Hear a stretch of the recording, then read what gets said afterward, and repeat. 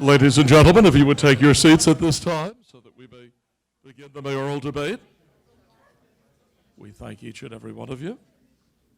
And ladies and gentlemen, with that having been said, would you please rise and join me in honoring America with the Pledge of Allegiance. I pledge allegiance to the flag of the United States of America and to the republic for which it stands, one nation, under God, indivisible, with liberty and justice for all. Thank you, ladies and gentlemen. Please be seated. And we welcome you to this mayoral debate being presented by the Glen Cove Republicans for the benefit of Republicans here and others who are interested, of course, in this primary race and in campaign 2015 and in this election on March 3rd. It is my pleasure to serve as moderator. My name is John Canning, and it is a delight to be here this evening. Both candidates, Mayor Reginald Spinelli and Councilman Anthony Gallo, have been invited to participate in tonight's debate. Only Mayor Spinello is here. We will, of course, follow the format, however, as introduced and accepted by the candidates. So there will be an opening statement of 2 minutes, and then there will be questions which will be presented. It will be my pleasure to ask the first 7 or so questions, and then we have an opportunity to hear from you.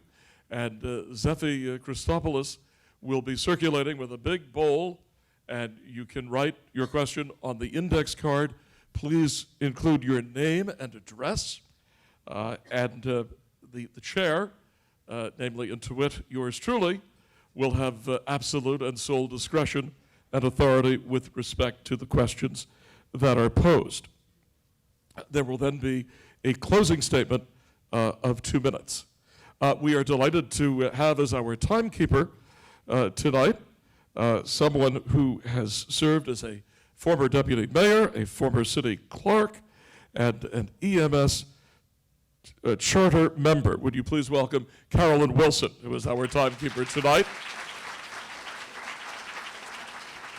And Carolyn will keep the candidate informed of the time. There will be 90 seconds to answer the questions, and we anticipate that the debate will go until about 8:30 or so. We thank each and every one of you for being here tonight. It is so important in our republic and in the battle of ideas and in our elections for there to be the exchange of viewpoints and ideas and positions. And we thank each and every one of you for being here tonight. And would you please welcome our candidate, Mayor Reginald Spinelli.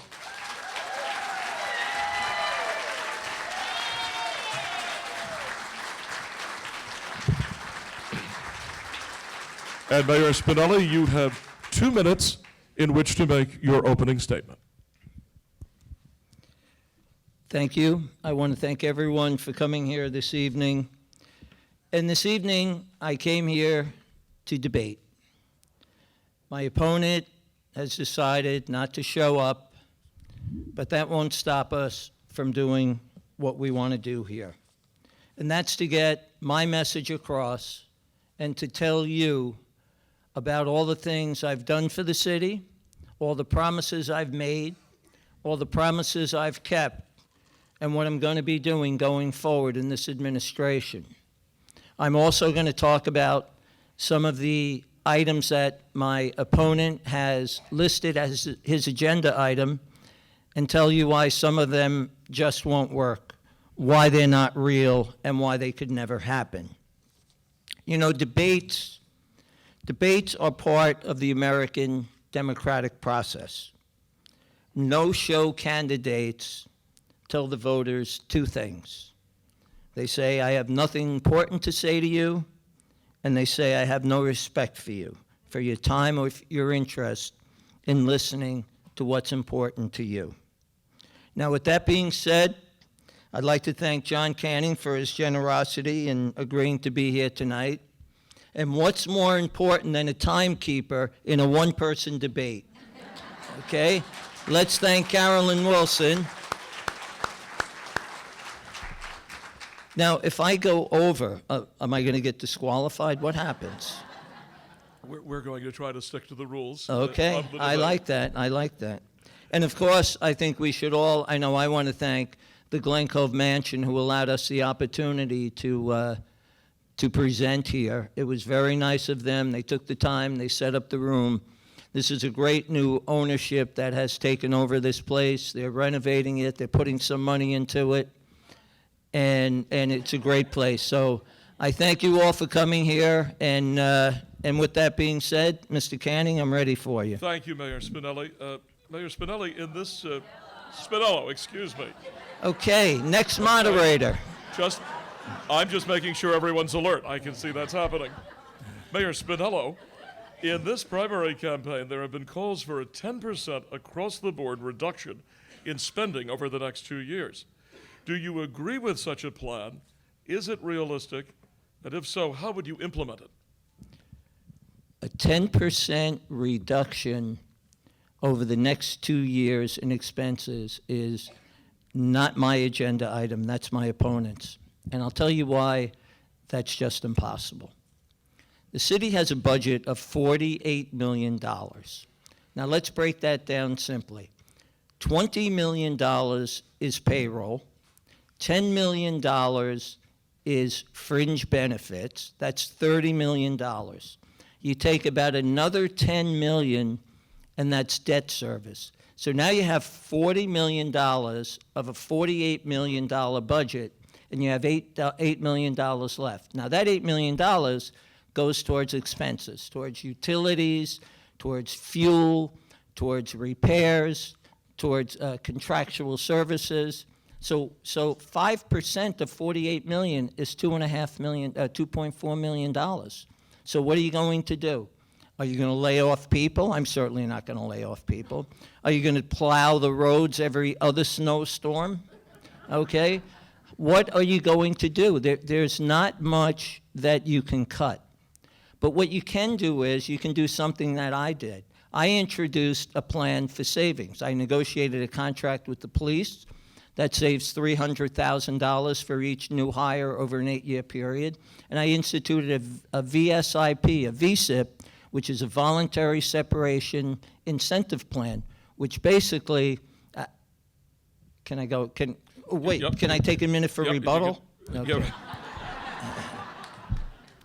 Which basically,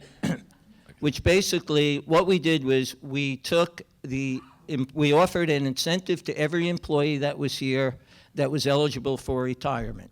We gave them 1% of their current pay for up to 20 years. So a $100,000 employee got a $20,000 stipend or bonus. So what did that do?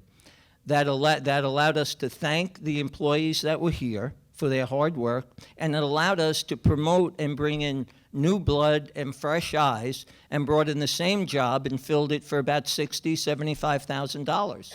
In addition, the older employees were in a higher tier, about a 25% contribution in pension, and the new ones are about a 10%, 11% contribution in pension. So this plan saved about $350,000 to $400,000 the first year, and those savings will continue for years to come. That's how you make some savings.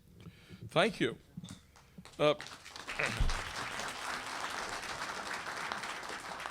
Mr. Mayor, there appear to be many new development projects in Glen Cove. What are the benefits and drawbacks of such projects with respect to the community? Is there overdevelopment in Glen Cove? And how do you define that?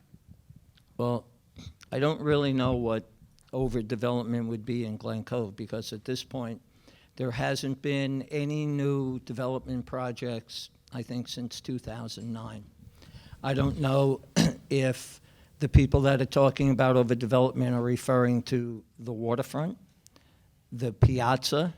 I don't know what really they're referring to, because those two projects have been on the books already. I don't know how anyone could complain about the piazza.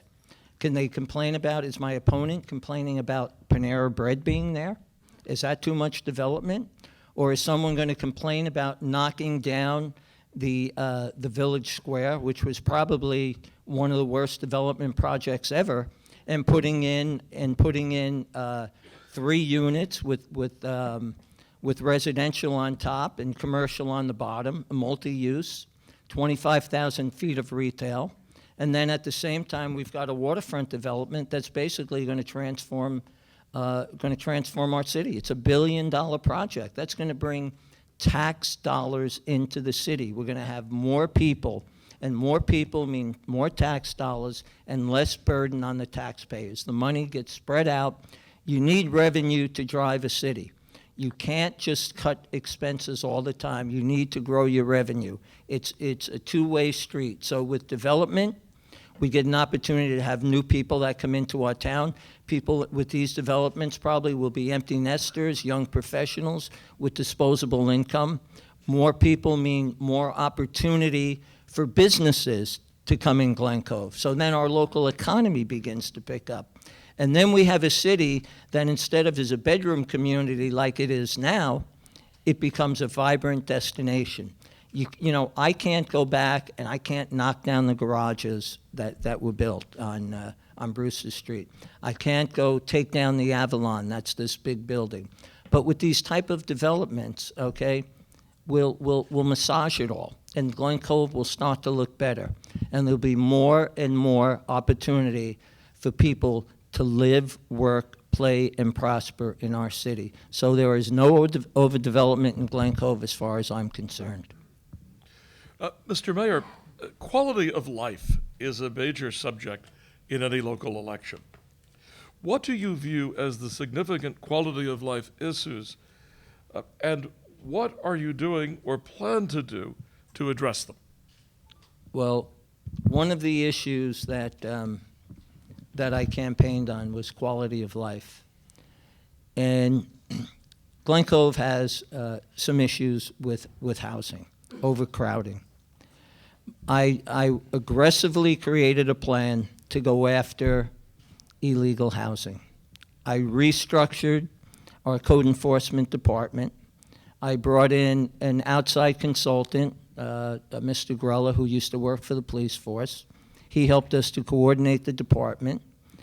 I had Christina Heuser, who is now running for council as a deputy attorney, and she aggressively attacked this problem. And we took a proactive approach. Now, in the past, you could count the number of prosecutions on one hand, on a few fingers of one hand. My administration, in the first 18 months, has 60 prosecutions and has collected over $200,000 in fines. So we are working very hard. Now, with this approach, by the way, I've lost a few friends because everybody knows everyone, and some of these people were homeowners, but you can't play favorites. I think in the past it was favorite son status, and a lot of things got brushed under the rug. So even if you're a friend of mine, get the mattress out of the basement because I'll come and see you sooner or later, okay? What we've also done is our code enforcement department, we've placed under I put it under the direction of the police department because there's a safety issue, and a lot of times illegal housing equates to crime. So it goes hand in hand very well. That realignment also saved us money in staffing. And we continually do things to fight this because the fact is illegal housing, you know, some of the homes we go into, there's 12, 15, 20 people in the house. In the past, code enforcement would call up and make an appointment to go in the house. Obviously, they get an appointment a month later, and then the house would be clear. So now we do surveillance, okay? We get search warrants, and we're proactive because no one wants to walk out of the house, see 20 cars on the street, and 15 garbage pails in front of someone's home. It burdens our infrastructure, it weighs heavy on our hospitals, and we obviously feel it in the schools. So I'm very serious about illegal housing, and I'll continue that initiative.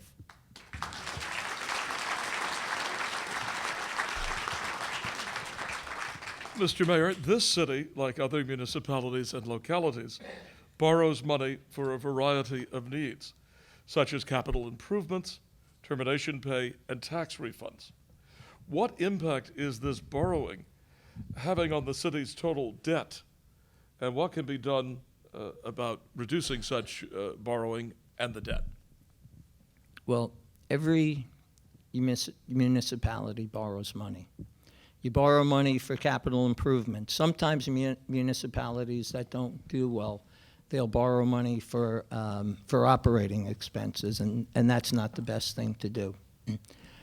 You have debt that I inherited, and everybody has debt. But I can't just stop borrowing.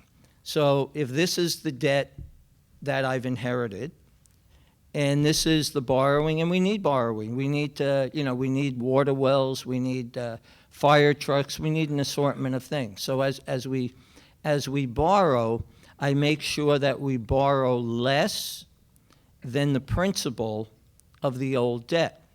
So with that, obviously, yes, the debt goes up, but it's coming down at a faster rate. So if you look at the past 2 years, this year I borrowed about $1.5 million less than the year before. So our debt at the end of, our debt has gone from 64 million my first year to 62 million. It'll go to 60 million at the end of this year. We continue to reduce the debt, but it's nothing that can be done overnight.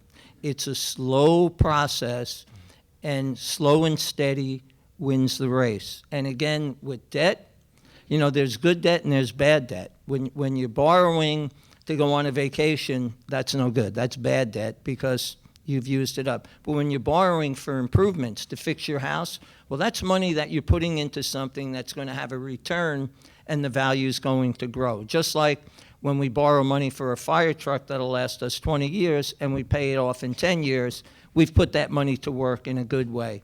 So yes, there's debt, but we're working on the debt, we're managing the debt, and at the same time, we're providing everything that the city needs because the city has a lot of infrastructure needs, and there's a lot of costs. We need water wells. We have, we pump 10 million gallons of 10 million gallons a day of water, and we certainly need to even have a greater capacity with the new development. So we're doing another well that's going to give us another 2 million gallons, and that's $4 million. So there's always something that comes up. The fire department wants a truck. It's $1.5 million. Okay, so there's a lot of expenses, and we try to manage the expenses. And yes, we have debt, but the debt we're paying off at a much greater rate than the debt that we're borrowing now. Mayor Spinello. Save those till the end, please. No. Glen Cove has a robust and significant senior citizen population. What have you done, or what are you planning to do, to address the needs of the city's senior citizens?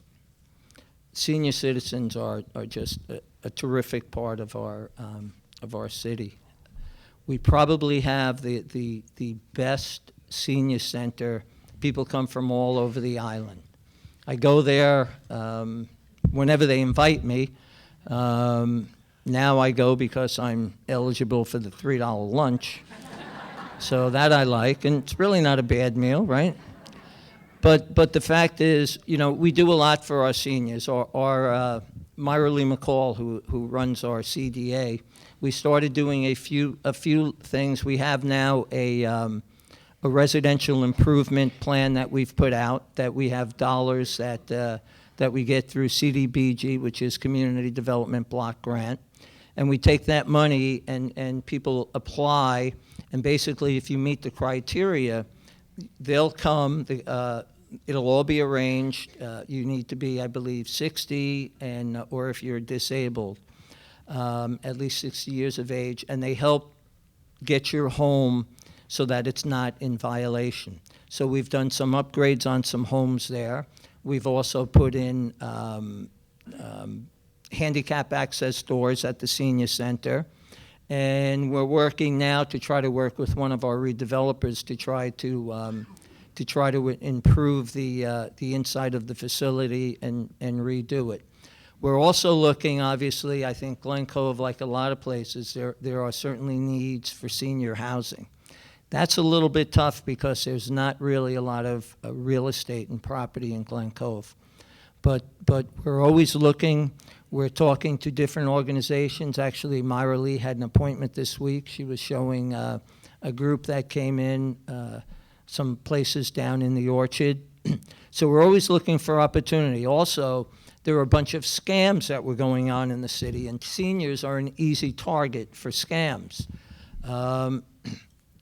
We had an unfortunate incident where a man went into a woman's home on Wolfley Street, and it was a whole setup where they took him to the side, and then another man came in the house, and the wife went in the corner, and the guy went into the bedroom and stole $50,000, their life savings from them. So what I did was, we post all these things online, and we give them the information, but then when I go to the senior center to address them, you realize that they really don't use social media that much. So they don't have a Facebook page, and they're not online. So what we did was we wanted to communicate the message better. So I set up what's called an SOS, and it's a senior outreach safety program. So that once a week, sometimes it's every other week, I have a police officer that actually goes to the senior center and talks to all of them, gives them updates on what's going on, any scams, things to watch out for, and also listens to their comments and complaints they have. His name is actually Officer Brian Miller. He does a terrific job. Just last week we've had for years, the city had town hall meetings, and this year we did a town hall meeting in the senior center to listen to them and to hear what they had to say. So we're interacting with them, we're listening to their needs. Carol Waldman she's terrific. Is she here? She's probably helping seniors. But it's really a terrific program, very proud of it. The city probably contributes from their budget somewhere around $750,000 to $900,000 a year to help the senior center go, and it's certainly worth every penny. Mr. Mayor, as we look west to New York City under Mayor de Blasio, we note increases in certain crime categories. What are your views concerning crime in Glen Cove and the efforts of the Glen Cove Police Department to combat it? We are very, very fortunate to have our own police department. I remember when I came in, a few people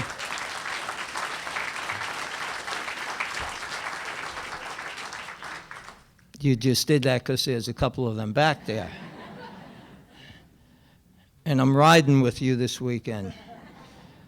What happened when I came into office? A couple of people would say to me, "You have your own police force. You know how much money that costs. That's a luxury." That's nonsense. If we didn't have the police force that we had, our city wouldn't be as safe as it is. Yeah, that's right. Give them a hand. There was one report that listed us as the 7th safest community in New York State. Another one had us as number 72, I believe, in the country. I mean, these guys are amazing, and I try to once a year ride with them in the evening and watch what they do. It's really amazing what they do. They know everyone. They know who the good guys are, who the bad guys are, but they take to the community and they respond. I can't tell you all the people that come up to me and tell me how good the police force is. So what did I do to help? We had a tremendous exodus of police a few years back, and the police force was depleted. So I've worked along with Chief Whitten, and we've got it up to full staff. And with full staffing, we've been able to fully staff our detective unit. And additionally, we've started once again our CPU, which is a crime prevention unit. These are plainclothes officers that go out into the community and basically target hotspots. Glen Cove is probably safer than it's ever been, and we have more arrests than we've ever had this year. But it's not because crime is up, it's because the force is staffed and they're out there getting the criminals. There's guns in Glen Cove. There's drugs in Glen Cove. There's a lot of problems like we have in any other community. but we have the people here that take care of it, and they take care of the community, and they follow up. Some of these things that are minor, that turn into something bigger, they turn into something bigger because no one is there. If we had to call Nassau County, and they're great, they come in for certain crimes, but the fact is our police are here and they're on top of it. So when you would get a response, let's say, that may take a half hour or 45 minutes, our police are there in 5 or 10 minutes. So I'm very grateful that we have a police force. And with the new contract that I negotiated last year, for the first time, because I was doing the budget with Deputy Chief Ortiz, for the first time in years, well, actually for the first time, the actual cost of overtime is starting to go down. So this year, we're probably, compared to last year, we're going to come under overtime numbers, probably about $120,000 below last year's budget for police overtime. So the police are managing their time well. We've got a great young force. We've got a terrific mix of young ladies and minorities. It's just a great group, and I'm very proud of them.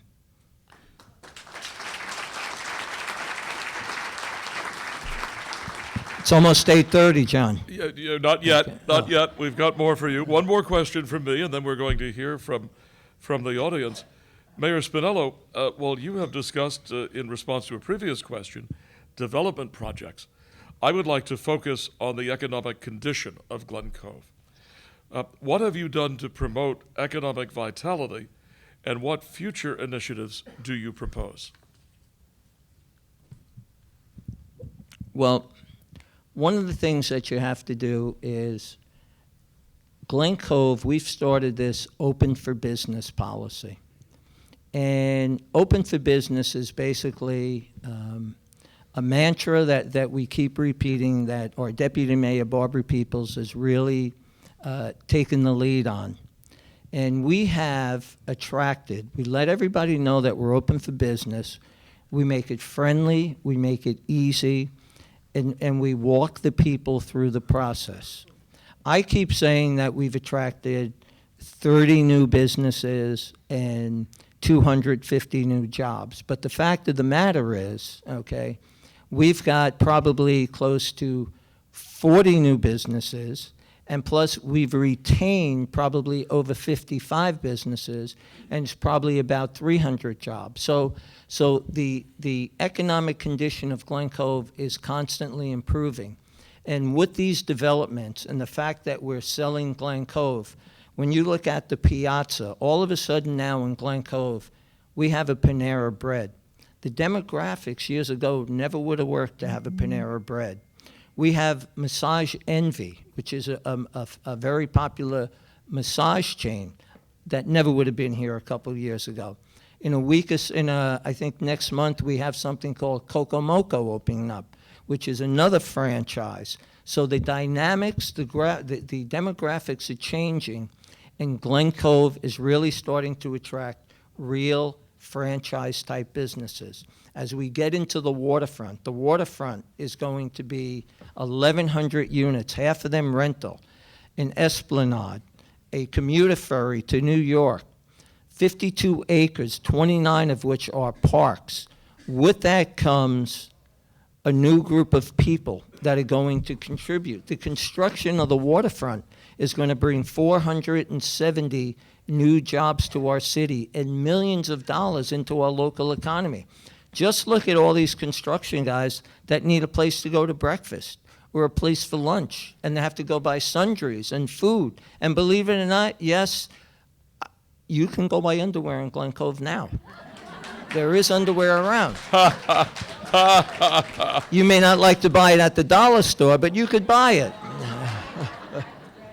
We have 3 or 4 stores actually in Glen Cove now. So Glen Cove, you know, everybody says we need this, we need a Whole Foods, we need a Trader Joe's, we need that. But it's a give and take, because the reality is a store just doesn't come in and wait for the customers. You need the people there to create the demand, and that's why development is very important to us. Because when those people start to come in and they start to spend their money in Glen Cove, you'll see the economy start to boom. You'll see our downtown start to wake up. One of the stores, one of the 3 buildings for the Piazza, it's going to be 3 buildings, a total of 110 units. One of them has about 8,000 feet of retail underneath, 9,000 feet of retail underneath.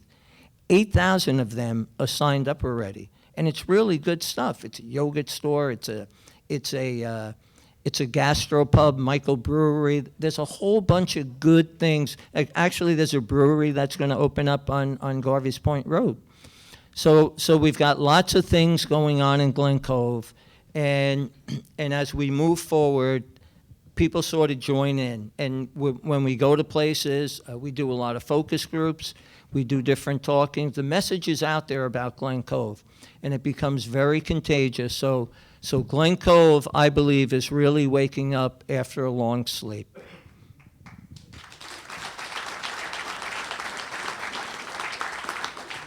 Thank you, Mr. Mayor. And our first question from the audience relates to your response, and it's from Doug Stoll, who is a Glen Cover. And his question is, when will the ferry service to the financial district start, and why does the projected date keep moving? Good question. The ferry terminal is actually being built now. It should be finished, I'd say, by the end of the fall, early winter. The RFP for an operator, the request for proposals, will not go out until that building is complete. Deputy Mayor Peebles did a focus group. It was well attended with probably all the major ferry operators in attendance. The ferry should go, its main purpose is a commuter ferry, high-speed commuter ferry. It'll go across probably to, I think it's 34th Street, probably go down to Wall Street. And then there's other benefits there, too. It could go to LaGuardia. You know, this is where they'll come and tell us what they want to do. It can go to LaGuardia, it can go to Shea Stadium, it could go out to Block Island, it could go to the casinos, it can go up to West Point. It can do a lot of different things. I see Donna, yeah, casino Donna, okay? Yeah. See, you got a couple of casino people here. But, you know, and I understand that there's a lot of people that are not in favor of the ferry. Ferry is like, there's really no gray. You either like it or you don't like it. So there was a ferry. I think there was a ferry twice, and it failed both times. I think part of that was the operation itself. I think part of that was the economic time. And now I think it's a little bit of a different market. I think the market's better. I think years ago when it was first proposed, the market was tanking. And it really was the perfect storm for failure. So I think as much as it has been annoying for some people, I think the ferry is going to be there. The ferry is going, I think, to be successful. And one of the things now is with a ferry terminal, which we never had a real terminal, that's another plus for the operator, because the operator will look at that as another revenue source. He will rent it out, do tours, have different things there. So there's a different dynamic there. Actually, if you go to Lee Gray Court, where they redid that development. I was taking a tour of some of the homes, and actually the builder pointed a house to me. He said, see that guy there?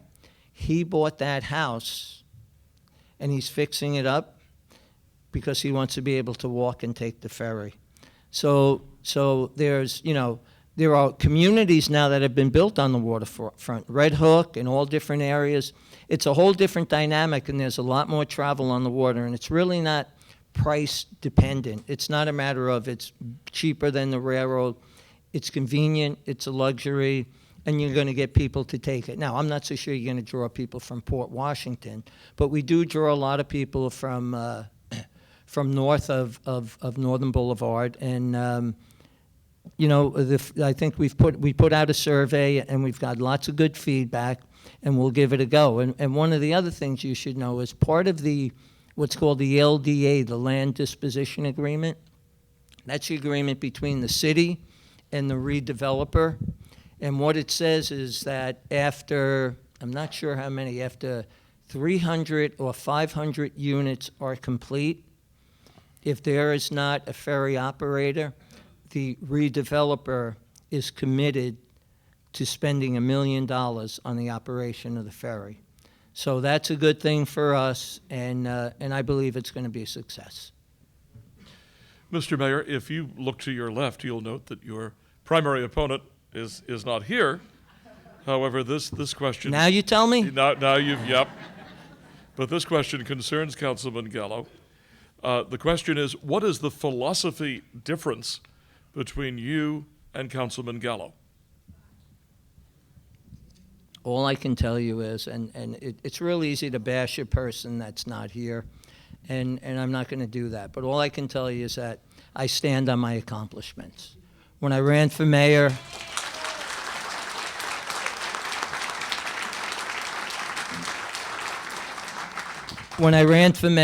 Councilman Gallo stood by my side and endorsed me. And basically, I've put up a lot of agenda items, a lot of different resolutions, and 99% of the time, he's voted with me. So if he's got a different message or something different to say, he really needs to say it, because so far, I know nothing. And I think the public knows nothing. I'm about results, not rhetoric. And I think the promises I've made are the promises that I've kept. And I think in 18 months, I think Glen Cove is a better place, and I'm proud to lead it. Thank you.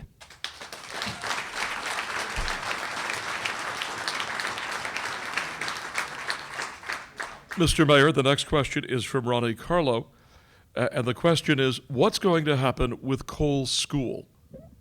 Cole School.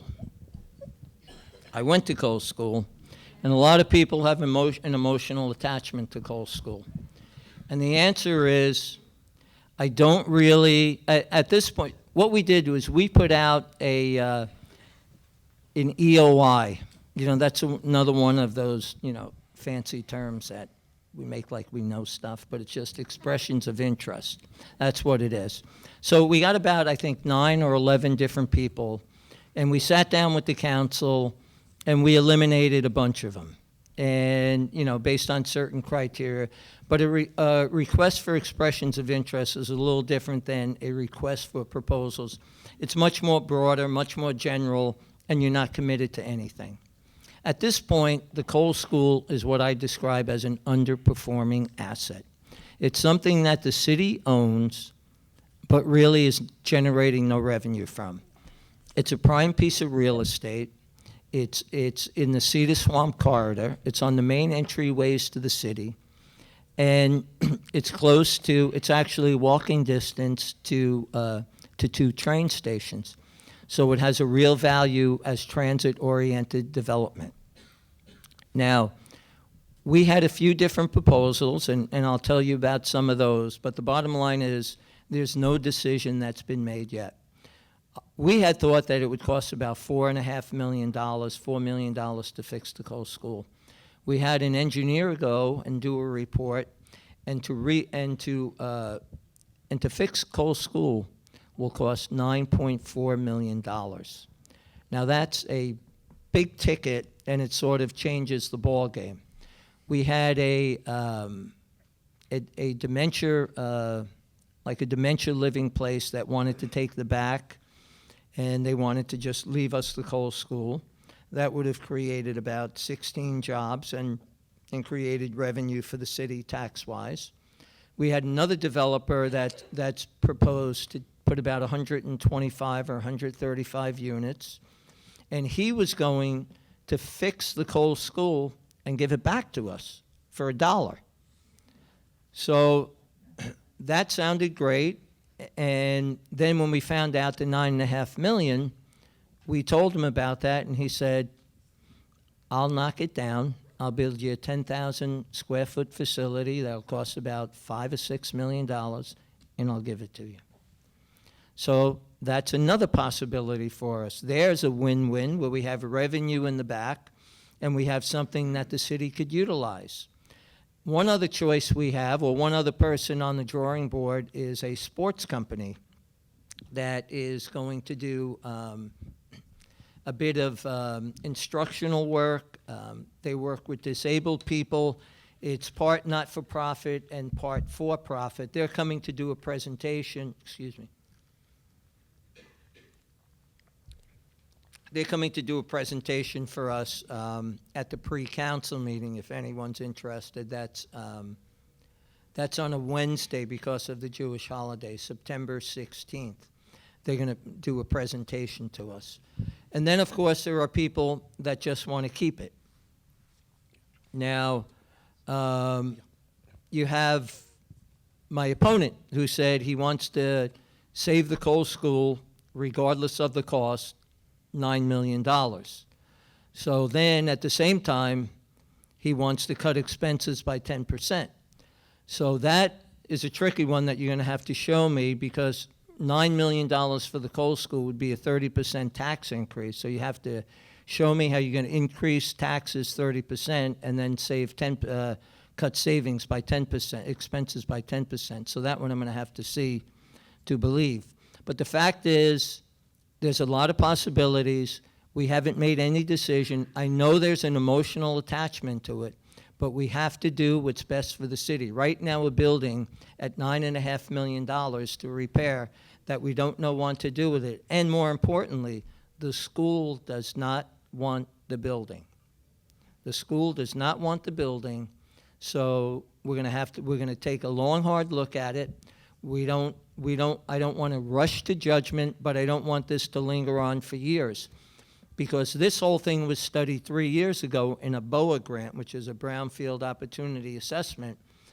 And actually, we just received an approval for funding. We got a grant for about $400,000. So we're going to put out to bid for someone to come in to rezone that entire area, because not only the Cole School, but the Seacliff Avenue corridor, that's going to be our next hot development area.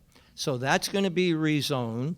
Okay, we're trying to get highest and best use out of that. So we're going to get something good going there. What it is, I don't know, but it's certainly on the radar, and I think it's important for the city. It's a gateway when you come in, and the people have to realize if something else goes there, whatever it is, all the homes in the area benefit from it, because their values go up. So it's a win for everyone, and anyone who's interested, it's an open process, and you're welcome to participate. Mayor Spinello, we have another question from the audience. There are several candidates who want to pass off responsibility of infrastructure to save money. What is your position on this item? Well, you know, infrastructure is, when we do our capital borrowing, when we do our capital budget, I have each department come in and give their 5-year wish list for capital. And they prioritize them. And so the things that are not numbered number one, we sort of move them down the line. It's a tough thing. Glen Cove has a lot of infrastructure needs. And just like any other community, it's not like things were done so wrong. It's just the way it is. You take Morgan Park alone. Morgan Park, great-looking park. We have a 999-year lease. But the city is responsible for the maintenance.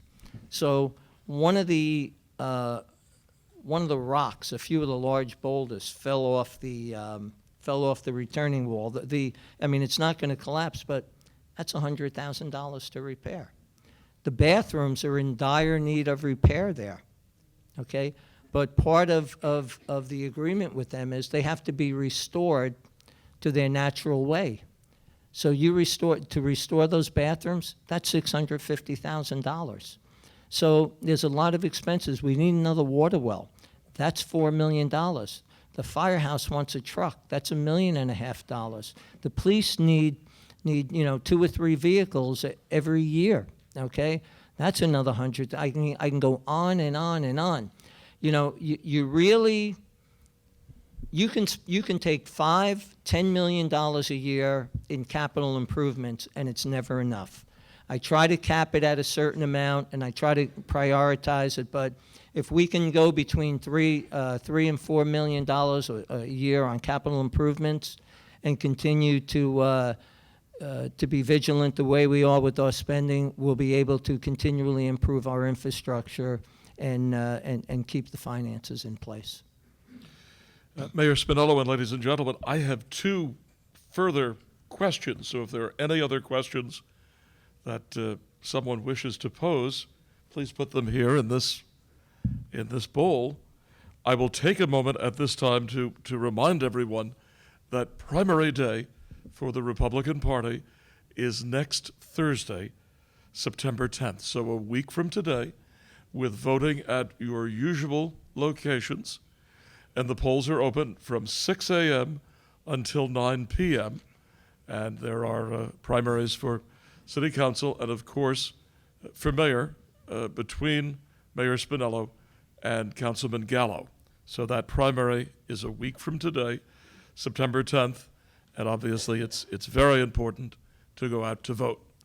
Vote early, vote often. So, Mr. Mayor, if we have just these 2 other questions prior to your closing statement, I'll proceed. And you have, in a way, addressed these previously. Excuse me. Yes, sir. I think we owe Carolyn a round of applause for her fine job with the watch, huh? Carolyn has been I don't know how you do it. Mr. Mayor, and I realize that you addressed this topic earlier, but the question is, what actions have you taken to solve the problem of illegal housing in this community? Well, Yes, I realize that the topic was addressed, but hey, we're trying to kill time here. if there's anything you'd like to add, Mr. Mayor.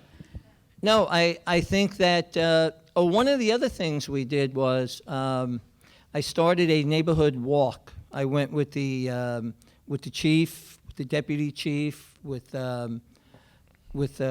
Chris Grella, and we walked the neighborhoods. We started walking the neighborhoods on Sunday afternoons. And people are in their yard, and some of them are hesitant to call, but then they see you and they come out and talk. And they tell you things. And it's really nice to get their interaction. And so we've gotten a lot of feedback that way.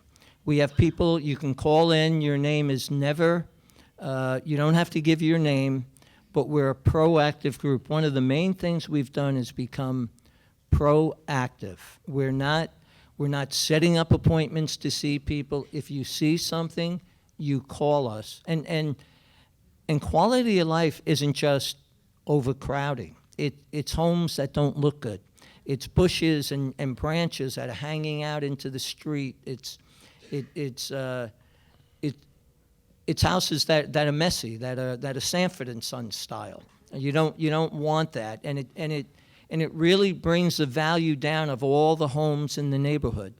So we also have our code enforcement. They go out and take care of those types of things also. So we're vigilant with a lot of things, and I have to tell you, I've put it under the direction of Deputy Chief Ortiz.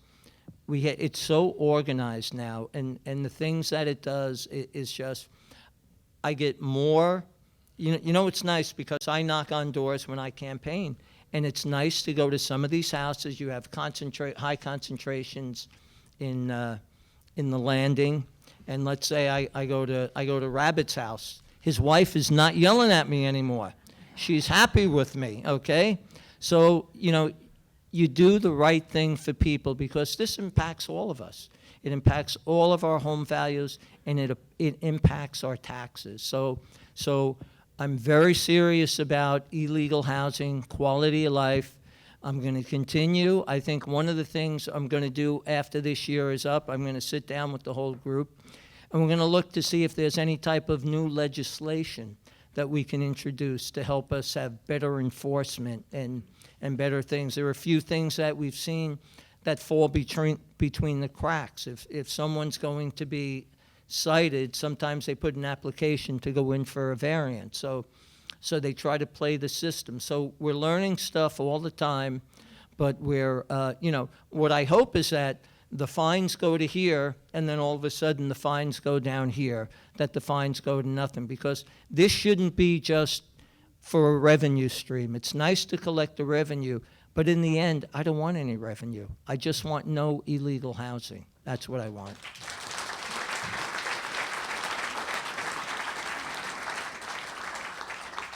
Thank you, Mr. Mayor. This is a topic, again, that has been discussed earlier, but the question is, what actions have been taken so far to improve the city of Glen Cove's finances?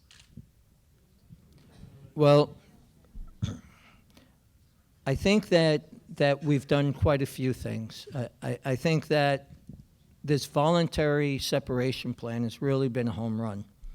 With this voluntary separation plan, this past year, we actually gave 22 promotions out.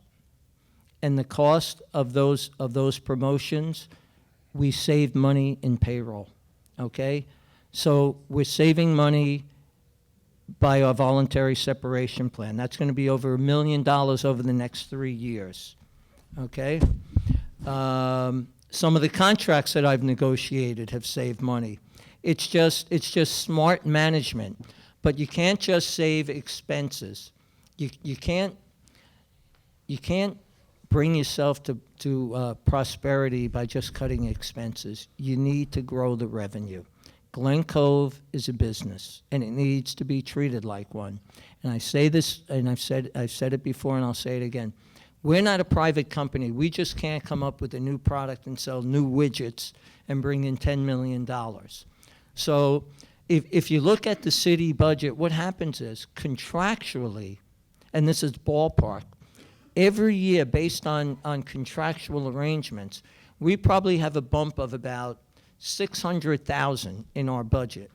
$600,000 is about 2% tax increase. You figure about every $300,000 is about 1% increase in tax. So you just can't keep finding those savings. You know, I'm not going to even think about laying off people. I mean, we have 200 really hard workers. Some of these people are making 40, 50, 60,000 a year. They work their tail off, okay?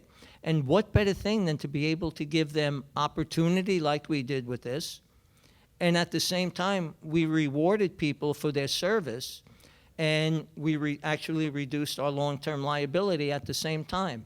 So revenue is important. And when people talk about they don't like development, they don't like this, smart development. We're smart people. We're not just going to build and build for the sake of building. We're going to build it smart. We're going to build it that people come, that we generate taxes, and that it trickles down into our economy. And from that jobs are created. So we've got a pretty good plan down of what's going on in Glen Cove. I certainly need 2 more years with your help, and I want to get this job done.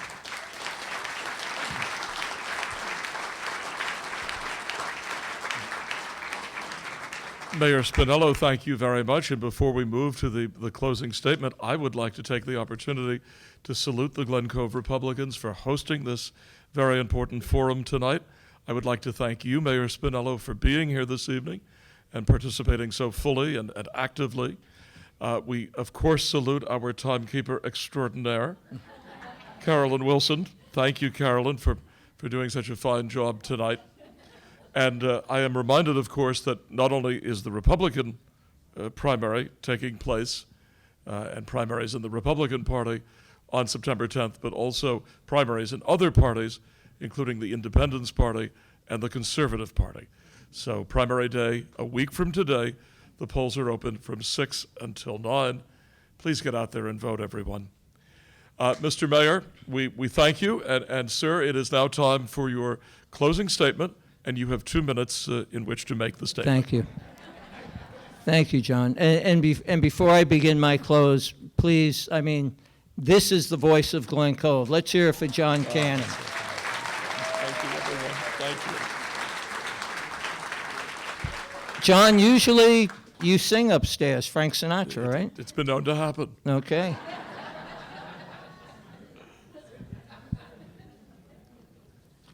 From the day I took office in this job, I put my business experience to work for the betterment of this city. I've come up with incentives to save a small fortune over time on payroll and other expenses. I've managed to figure out how to stabilize our taxes so they don't jump out of control like they did for so many years before. I've improved the quality of life here by going after landlords with illegal housing, even if they're friends of mine. I may have lost a few friends in doing what I know is right for our city, but I've improved the quality of life for many, many more people, and I intend to keep doing that. I promised you that Glen Cove would be reopened for business, and I've kept that promise with the opening of 300 new businesses that have brought 250 new jobs to our city. I've reinvigorated projects that were dying on the vine. I've done what I said I would do, and I could still do more. The successes we've had over the past 20 months, although unprecedented, are not complete. Our quality of life initiative must continue as we aggressively pursue offenders. We will explore new legislation to assist us in our enforcement efforts and review our staffing and policies to ensure its success continues. As the waterfront project and the piazza move forward, new residents will soon be contributing to our local economy, while our friendly, open-for-business approach will attract new commercial enterprises capable of providing all our resident needs within the boundaries of our city.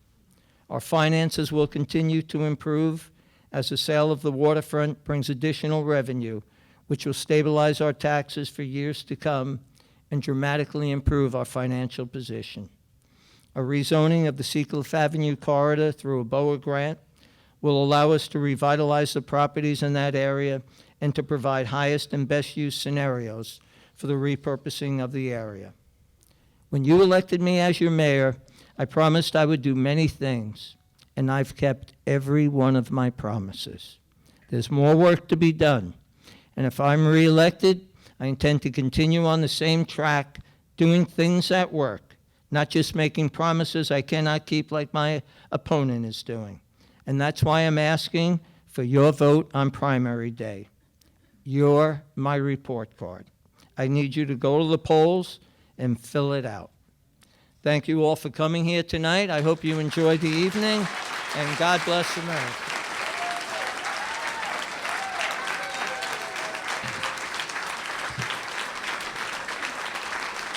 John, hit him with a song. Mayor Spinello, thank you so much. Thank you, ladies and gentlemen, for being here tonight, and please drive safely.